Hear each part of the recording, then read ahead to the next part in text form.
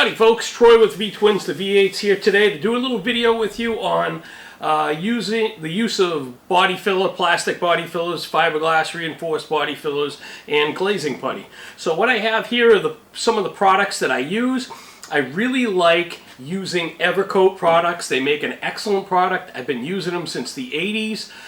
Pretty much anything that has this Evercoat name on it is 2 thumbs up in my book.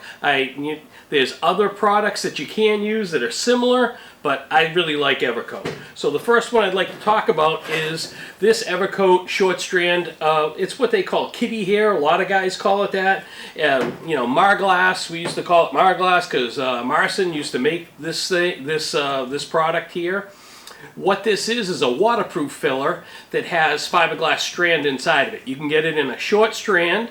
You can get it in a long strand, depending upon how strong you want it to be. The long strand is going to be if you're trying to fill a hole or make something. It's really, or you can use it to repair fiberglass, things of that nature. I tend to use the short strand, and what I use it for is if I weld a patch into a panel, I'll use this first before I use any of my other fillers, and I'll also use this, if I can, on the back side of that patch, so I have my metal welded. If I have any pinholes or anything in my welds that I couldn't see and I couldn't weld it solid, or I didn't want to weld it solid because of distortion on the panel or whatever, I'll cover it with this on the exterior, and then I'll get around to the back side. I'll clean up that whole area, and I'll put some on the back side. Now I've got my repair sandwiched with fiberglass material that's waterproof, that'll keep water from penetrating from the back side or from the front side or whatever to get at my repair area.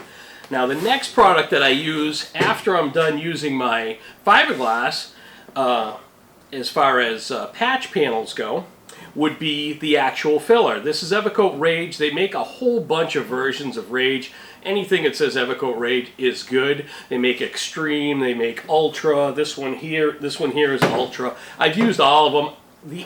The Rage products are great. I never really noticed much difference between the different Rage products. You know, they all sand well, they all spread well.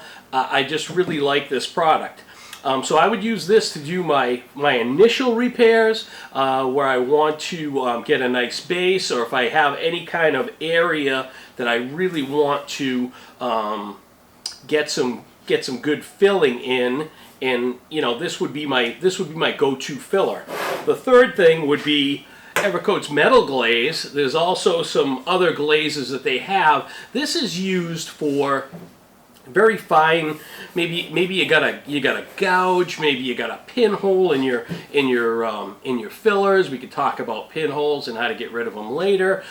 You can also, this stuff works really great when you have an area of filler and you want to blend it into another area of filler. Maybe you're doing a repair that is adjacent to another repair somebody else did, or you've had to reapply your filler. Now you have your initial filler and then another filler on top of it, and you want to blend those two together. Excellent product for this. There's a lot of good uses for this, but it's really used for your really fine finishing. You wouldn't want to, if you had a big area like this that had a dent or whatever, you know, obviously this comes in such a small container, you kind of get the idea.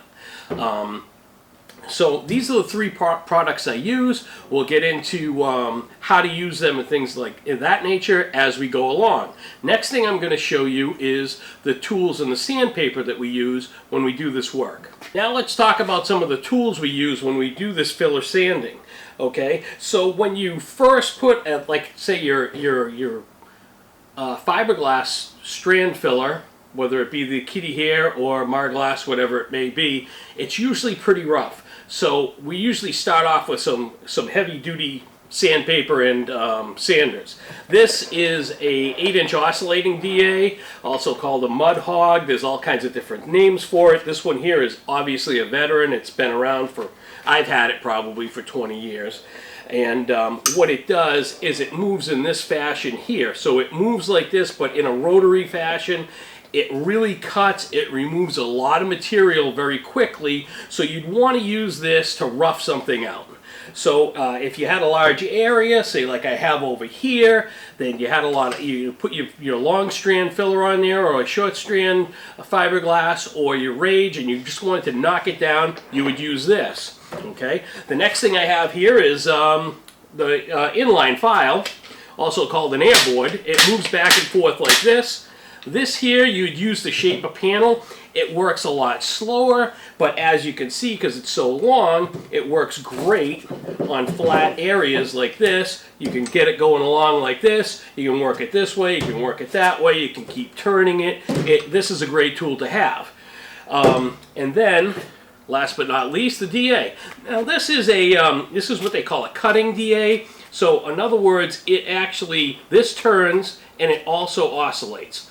And this will actually remove a lot of material when it goes, but you'd use this in kind of in this order. Here, here, and then here.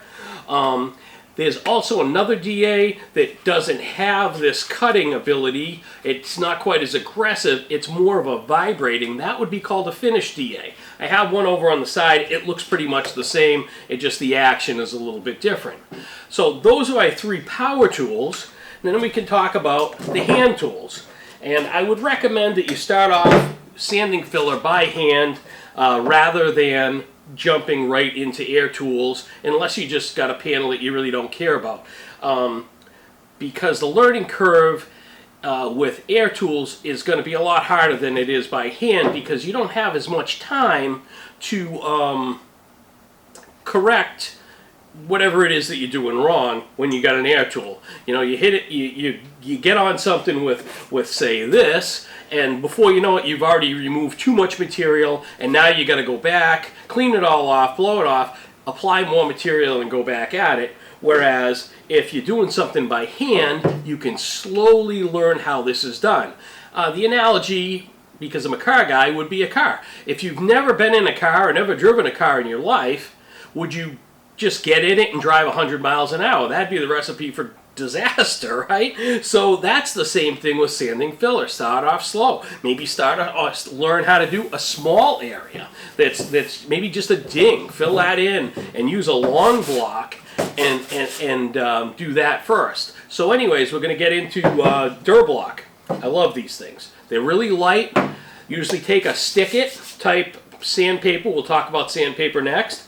And you can get it in a long block like this. Comes in a round tube like this, so you can work areas such as this. You've got small square blocks like this, so you can do little areas. And then, you know, really a go-to thing for most bodymen is the 6-inch block. This is really really like the mainstay of block sanding.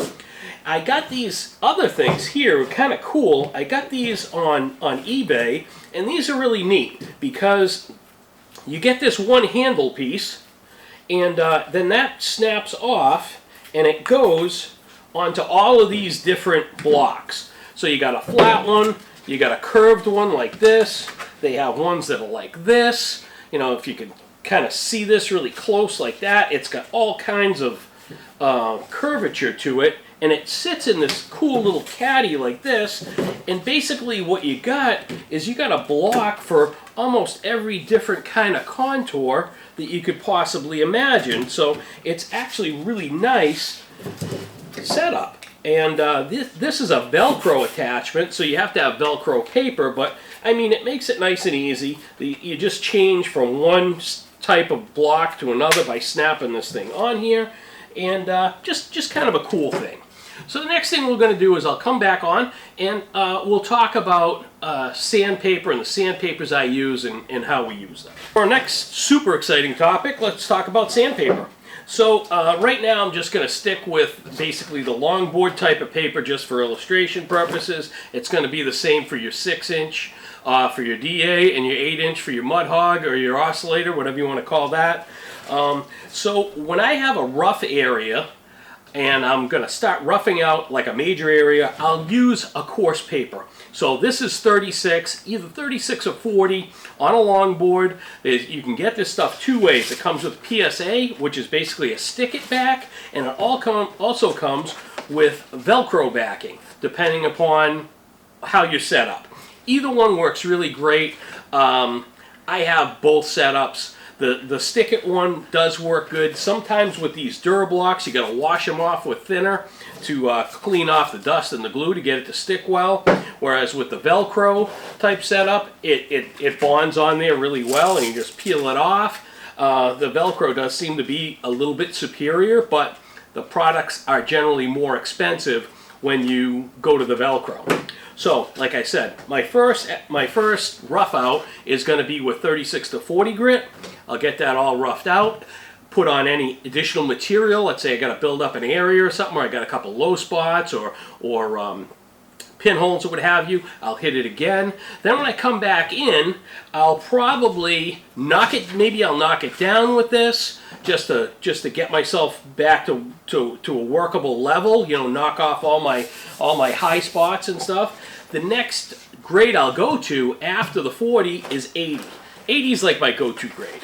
80 does, you know, pretty much everything. If you can get your plastic work, your filler work down to 80, you can feather it off with the DA from 80 to 180, and you're ready for primer.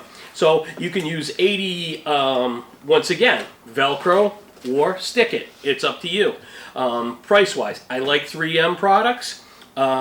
They are expensive. Norton products are really good. They're not quite as expensive, not quite as good. The thing of it is with sandpaper is the more you pay for it, the longer it lasts. So you can buy some Chinese stuff and it'll be cheap, but you'll find out that you're going to end up using twice as much paper. I find that if you can buy the 3M stuff online, get a good price on it, you get a lot of mileage out of it. It doesn't clog as much and gives you a better finish, because when they apply the abrasive to the paper, it's much more uniform. Whereas with the aftermarket type brands, the Asian brands or whatever, it's a little bit more haphazard. You're basically getting what you pay for. So that's my grit scale. Rough out 40, work. The main work is 80. Work and move into a finish mode with 180 or 150, 180. And then to finish off before primer, I'll go either if I did 80 with the longboard and I'm feeling pretty good, I might just take my 180 on my DA and kind of go over it nicely to smooth it out. If I went 180 with my longboard to get a really nice fine finish, then I'll go 180 with my DA, and then I'll be good to go for primer. But we'll get more into this as we get into working on the sanding of the filler. Okay folks, so I got my other doors all set. This is the passenger side door. If you watch my video on metal finishing, this is the door that I used. You'll notice there's that little area that I had. We'll get at that in just a moment. What I want to do right now is I have a couple of very small rust divots. They're not even really through, but you know, just for illustration purposes, for you anyways, I figured I'd come on and show you what I'm going to do here. Is I've got these pits right down in this corner. So I'm going to apply some kitty hair to these areas here just to add an additional level of protection between this pinhole and or this, I don't know what you really want to call it.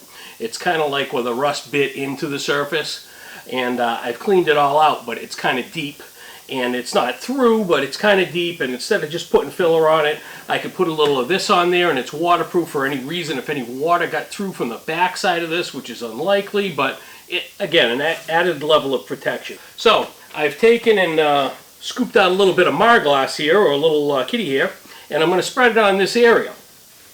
So as you can see, I've got an area that's probably about the size of a golf ball. I got a little squiggle of hardener there, and what I'm going to do is I'm going to just mix this up. My hardener's blue, my kitty here is like a green color, so I should end up with this product, when it's fully mixed, should almost be like an aqua blue color, which in fact you'll see that it is.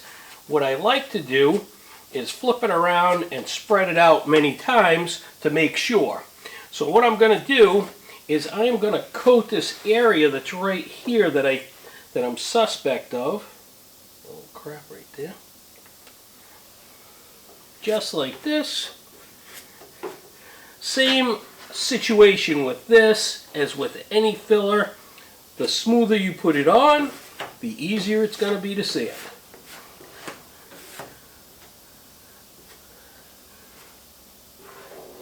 So there we go. I got this all sanded. I got this all applied. So now I'm going to clean up my squeegee, pitch this, and I'll come back on and we'll sand it. I'll walk you through the whole process on this end. So it'll be kitty here. Then probably with this area here, I probably can go right to finish putty and then be done. We'll knock that down. We'll DA this out, and then this panel will be ready for primer as well. Okay, so we're back. I took the liberty and already sanded out this kitty here that I put down on this little area here. It also took in some of the low spots. So now this particular filler is because of it being fiberglass and having the fiberglass fibers inside of it, it will be somewhat porous. So chances are you're going to want to put some type of a finish putty over this. I'm using the glaze coat, which I showed you earlier in the video, and as you can see, I poured a little bit out, add a little hardener to the center of it. I haven't mixed it yet, so we could have a little chat. You'll see how it's almost liquid. If I hold this like this, you'll notice it starts to slide down my cardboard piece. So it's very pliable. It's very viscous. So I'm going to mix this up and we'll spread this on here. And then once this is on here, my next step will be just like when we first started. I'll just take and block this out with some 80, go over it with some 180, and she'll be ready for primer. So I'm going to mix this up. Basically all of these products, the mixing ratio is pretty much the same. It's kind of a feel thing, same deal. You're going to kind of stir it around, spread it out, make sure you don't have any areas that don't have any hardener in it based upon the color, and then you just go along, spread it out, make sure you get your edges, try and spread it as smoothly as possible. Lots of times when you work an area and then you go to putty, you end up being a little bit bigger than what you started with because you're feathering back into some other areas, which is fine. Make sure I get that edge right there. Good. Boom. And there we go. All right. So next, let's work on a little area so you can kind of get a gist of how this goes. So I've got a door here that I'm working on. I've got an area that I've already kind of really got pretty decent. I just had a couple areas I needed to touch up. Then I have a couple of small areas here like I was talking about. Now to get started, I would suggest that you work with something really small like this. And the reason being is it's a small area. It's going to be very easy to sand it flat because I got a flat panel. When you start getting into sanding filler into a contour, that becomes a little bit more advanced. It takes a little bit of time to get a feel for that. Like I've said in previous videos, the sanding a body filler to get it really good so that nobody knows it exists, it takes some time to get that. It's kind of like learning how to ride a bicycle. There's that learning curve, and it takes a little while to get to the point where you can just knock the stuff out and be like bing bang boom. So try and be patient when you do this. So what I'm going to do is I'm going to sand these upper areas here, these really small ones, and what I would say is I'll bring the camera over, I'll zoom the camera in so that you can see it. Alright, so for illustration purposes, we're going to use a couple of these Durablocks. I'm going to use a long one and a 6-inch one. I could easily do this with a 6-inch, but if you're going to start out doing this, if you got a nice long flat block, it'll be a lot easier for you to get it to be flat. So I'm just going to get it to size. I'm going to take a razor blade and I'm going to score my paper, and then it'll break. And then I can take, this is PSA or stick it type paper. I'm going to peel my backing off. And I'm going to put it on my sanding block as so. Make sure you get it on there straight. Boom, you got it on there. Oh, look at that. Like New York, baby. That's going to be the exact size for my 6 inches. So here we go. The block's clean. I'll get this on here straight. Alright, so now you can see this my block. I got 80. Here's my area. I'll zoom the camera in and I will begin to sand. Okay, so as you can see this area here, I'm going to work this whole area and I'm going to do it with this big long block. That way there I can get both of these and this. Most of the time once you spread this material on, if you're the guy who's working on it, you know what's underneath here, so you know what you're working on. So I had made some magic marker type circles because I have a small imperfections in the panel here. So I know what's in it. So I'm just going to start sanding, and as I sand, I'm just going to continually alter my direction. And if you'll notice, you can see what's low and what's high, just based upon what the sandpaper, what the block is taking off of, and what it's not, what it's touching and what it's not touching. Now you'll notice I'm sanding in multiple directions. And I do that so that I'm flat in all different directions. I'm not just going to go in one direction because then it's going to look good one way, but you're going to look at it the other way and it's going to have unevenness to it. So we're getting there. This stuff does sand really nice. Now, the other nice little trick about using this black Sharpie that I do is if you, I don't know if you can see it on the camera, but I made a circle here and you can see my fillers getting so thin that I can look through the filler and see my magic marker mark. So I know that there's not much material on here at all. I'm almost totally good. I'm gonna, down here I got a little bit of a body line issue. And it looks like I'm going to be a little low right here. The rest of this feels pretty good on the top side of this anyways.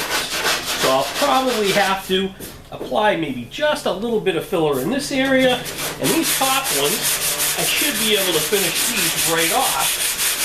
So I'll just keep working these with my long block like this, back and forth, back and forth.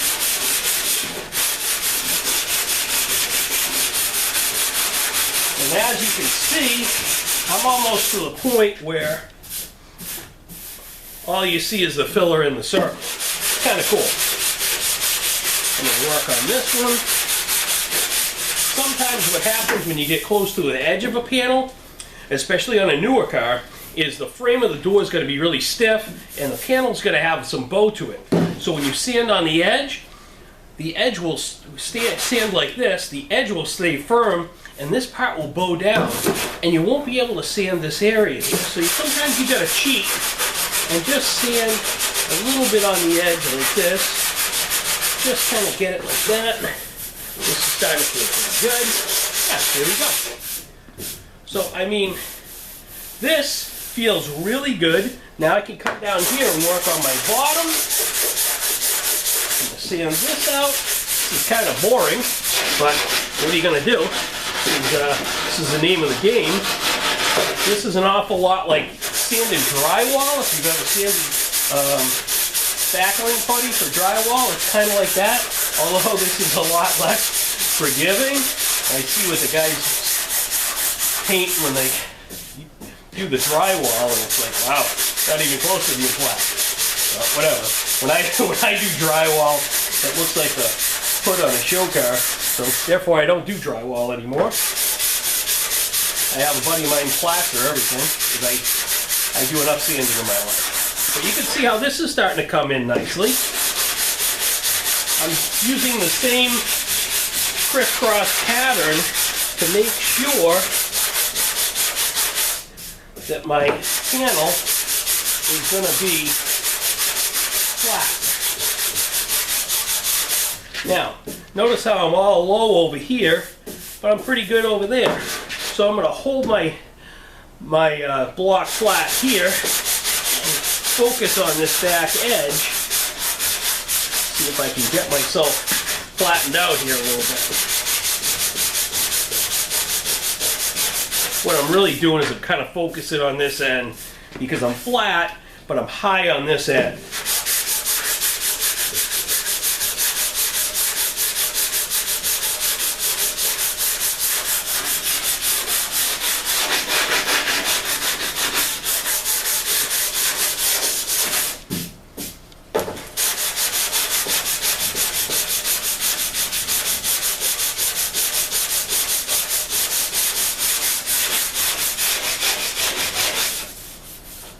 Getting there.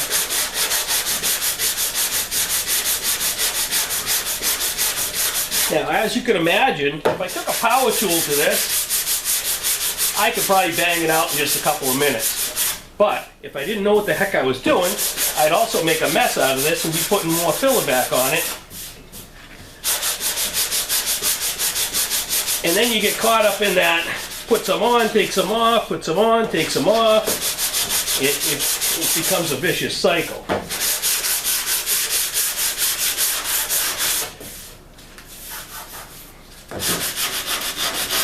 Make sure you get all your edges and your feathers back in nicely.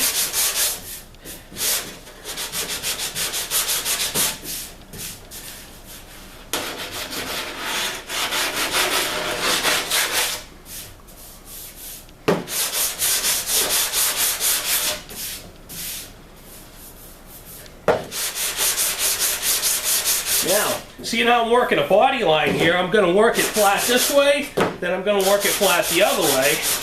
I'm going to try and stay away from that. And yeah, I managed to chase out my low spot that I had before. I thought I was going to have to add material, and I'm not. Alright, so there we go. So as you can see, my two little areas right here, you can see my magic marker circles. I just had some little tiny gouges or something here from when I ground the panel. I cleaned those up. My bottom piece, now my bottom area is blended in nicely down here. I've cleaned up this edge. I'll probably take a little bit of sandpaper on my hand, just go along this edge, make sure I don't have any rough edges on the back side or whatever. Clean this up really nice. I got a nice body line right here that I can feel, and everything feels really good.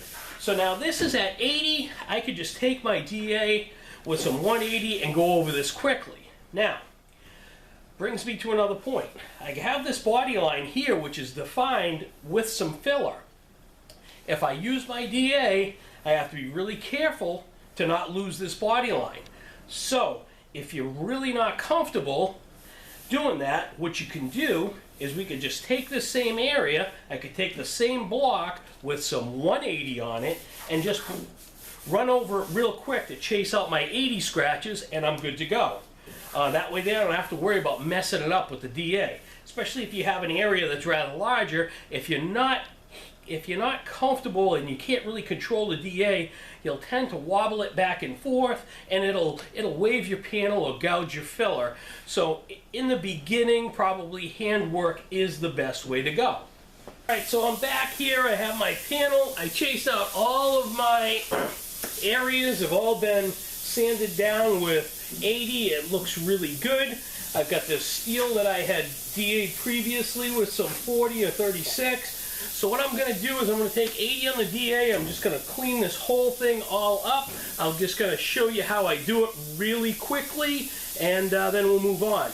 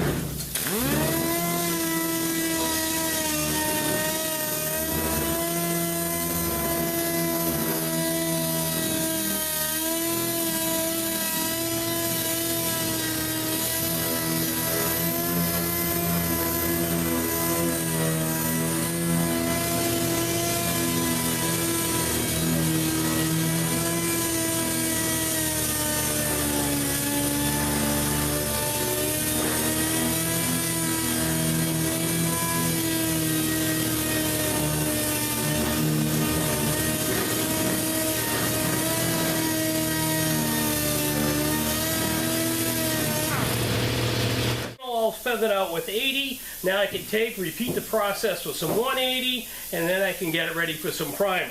Okay folks, I took the liberty of DAing the remainder of this panel, so basically it's pretty much good to go. So I just want to come on and give you a little bit of a wrap up on the whole thing.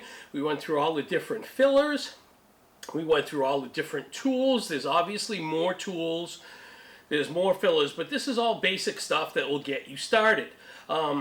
We've also gone through the sandpaper and the stuff that I use, and also the sanding techniques. Now I want you to remember, one of the things that you can do is you can guide coat this. In other words, you could lay a little bit of a different colored spray bomb type primer, dust it over the top of this, so when you sand it'll help you pick out your highs and lows.